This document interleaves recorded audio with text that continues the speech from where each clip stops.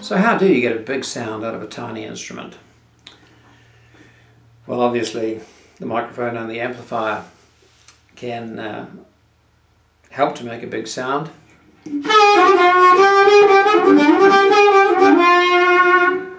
But what I want to talk about is how you can play to create a big sound over and above using an amplifier and mic. Now, if you think about music, what you've really got is a horizontal component, the melody, and a vertical component, the harmony and chords. And what we want to do is to make the vertical component as wide-ranging as possible, increase the breadth, if you like, of the vertical component. So you're producing or making the high notes as high as possible and the low notes as low as possible.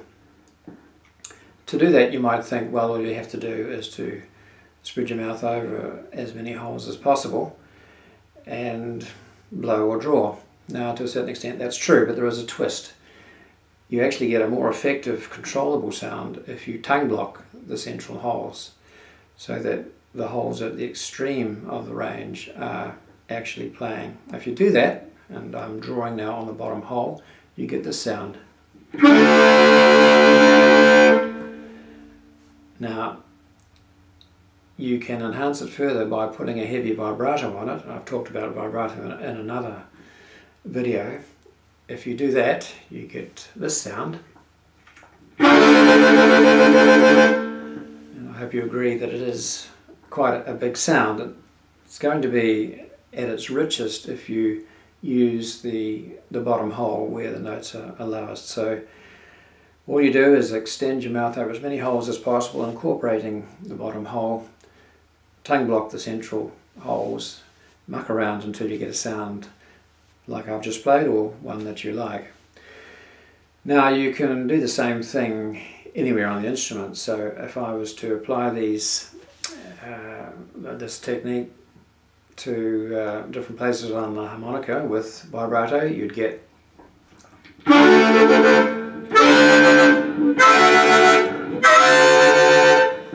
and they have their uses in certain contexts. For example, the high one there or thereabouts is quite a nice way to end a tune. It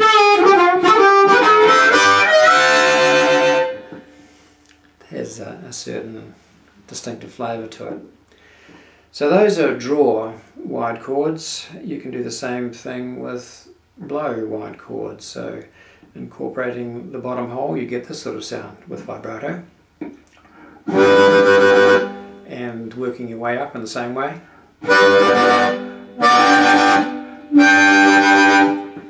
So you have a range of wide chords that can give this perception of power and a big sound.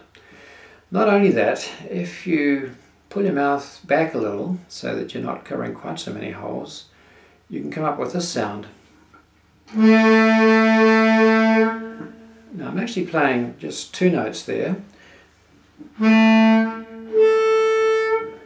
The second one sounds a little bit flat, I have to say.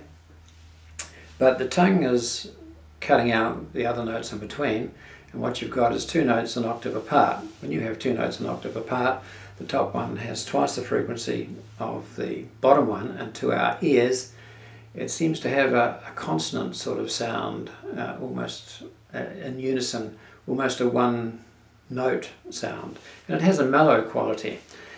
George Benson, among others, popularised that sound on guitar, and we can do the same thing with harmonica.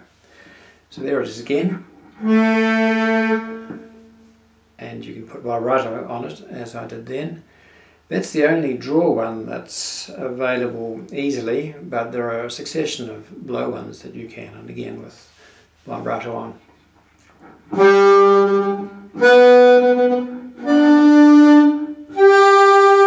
And so on. So quite a nice mellow quality that again can add variety to your playing together with the wide chords that I've just described. So let's hear a little bit now in context.